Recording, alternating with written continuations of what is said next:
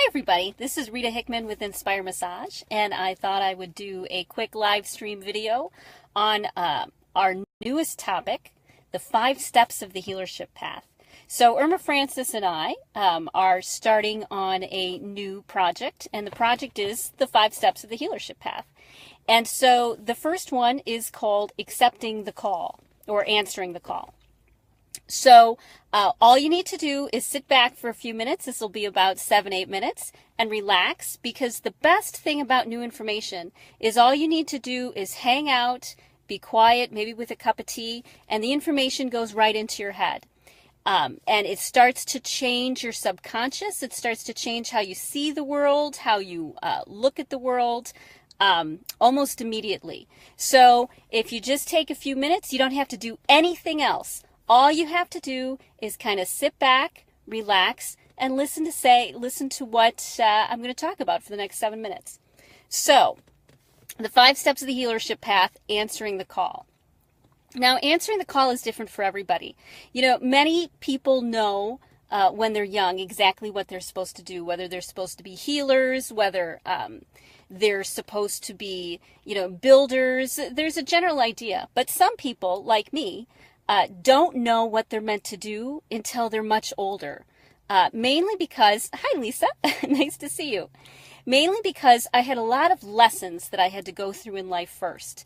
There were a lot of things I need to learn about myself, I needed to uncover, until I got to the point where I realized, wow, I'm a healer. But it took me a long time to get there. I thought I'd be an administration, to a healer. In fact, I tried that for a while. And when that completely fell apart, I realized, what? I'm the healer. But it took a long time for me to recognize that. Answering the call of being a healer is quite a risk. It's quite a step because, when you put yourself out there as a quote-unquote healer, it's almost like putting a target on your back. And people start to, question you, and they say, why do you think you're a healer? Or what makes you think that you could be so grand as to be a healer? Or what, heal me. You get all sorts of sarcastic, nasty people out there too. And in some cultures, you can't call yourself a healer until someone else calls you a healer first. So, it's really wiggy and tricky, and it's really hard for those of us who are wired to be healers, who want to help, who want to make the world a better place, and who have some knowledge about how we work, to take that step out. We all have the ability to be healers because we're always walking around healing people in one way or another.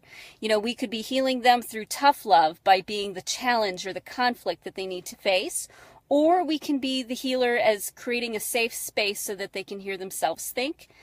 Healers come in all sorts of shapes and sizes, but to put your shingle out or to recognize or honor the fact that you're a healer takes more than someone else telling you a healer. You have to recognize that you are wired to want to help people change and shift and move in a positive direction.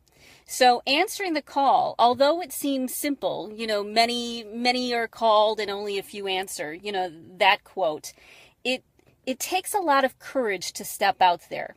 The way that I've worked around it is by saying, I am wired to be a healer. I am someone who wants to help the world be in a better space.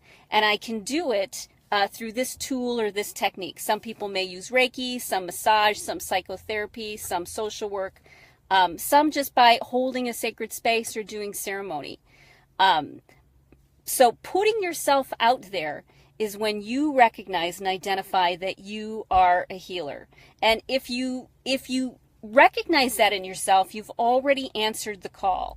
But you don't have to be. You don't have to... not everybody needs to walk in those footsteps. Not everybody needs to decide that they want to identify themselves as a healer. You'll still make a really positive difference just by holding space, just by listening, just by following many times your intuition. And a lot of times just listening to somebody is healing enough. Most times it's actually the best thing that you can do. So if you believe you're a healer, you don't have to wait for someone else to recognize you, or you don't have to wait to be paid, or you don't have to wait until you get an amazing class or a new tool. You don't have to keep getting certifications. You don't have to keep getting licenses.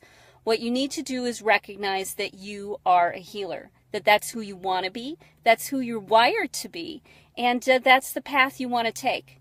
So don't let any of the concerns that you're not going to live up to other people's expectations or fit in the right box or look the right way to be a healer. You don't have to look spiritual. You don't have to dress like a hippie. You don't have to run sweat lodges. You don't have to do any of those things. All you have to do is recognize that you want to help people heal. That's it. End of story. And that's how you answer the call. So, if this was helpful, go to inspiremassage.com, sign up for our emails, because we try to keep everybody in our tribe on track. We give great updates and tips and insights so that you can really become the greatest healer that you want to be. So thanks for joining us. And remember, you're already a healer. You just need to walk into it. And that's good enough. Have a great night. Thanks. Bye.